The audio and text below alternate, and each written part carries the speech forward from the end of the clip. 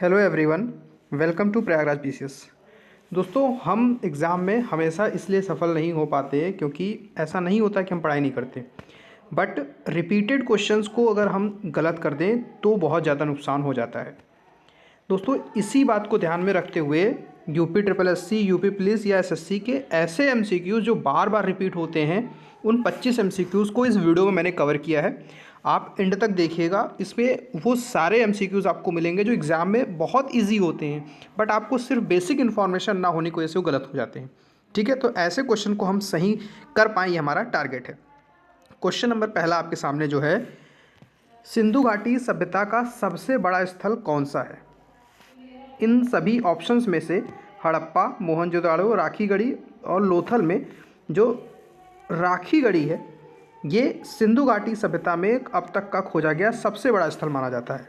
ठीक है, ये पहला प्रश्न है। क्वेश्चन नंबर 2 है, सिंधु सभ्यता की खोज किसने की थी?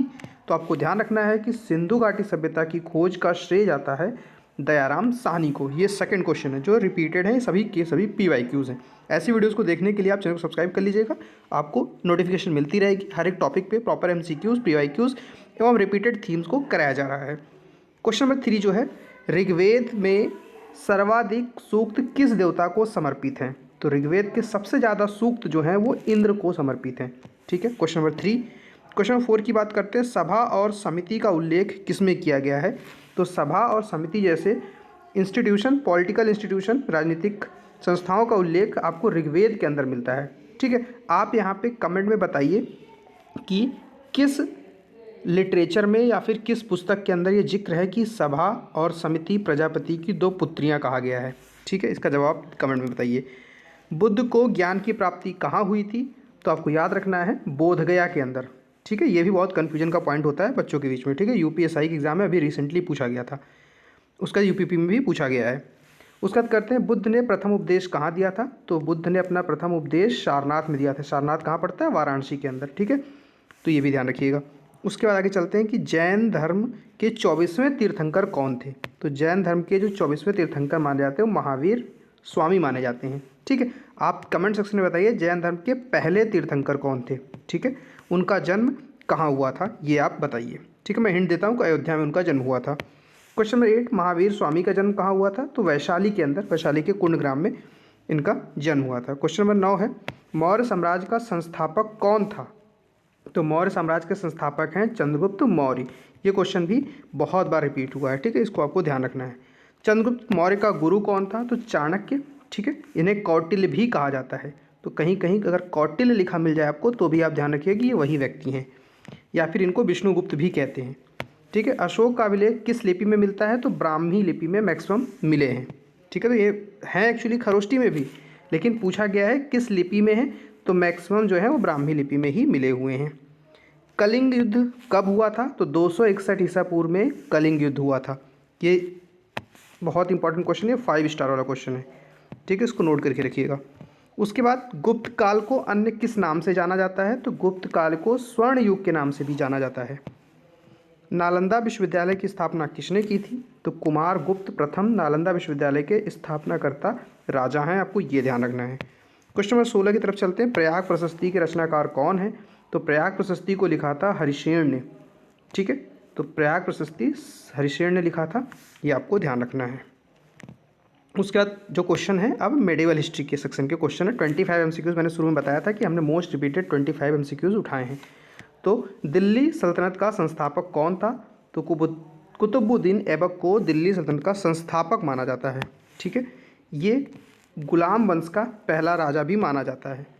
ठीक है, भारत में प्रथम मुस्लिम आक्रमणकारी किसे माना जाता है? तो मोहम्मद बिन कासिम को माना जाता है, जो 712 AD में भारत के ऊपर अटैक करता है, या फिर सिंध वाले प्रोविंस रीजन में अटैक करता है। ठीक है, 18 क्वेश्चन नंबर है, कुतुब मीनार किसने पूरी करवाई थी? मतलब कुतुब मीनार का कंस्ट्रक्शन किसने कंप्लीट करवाया था?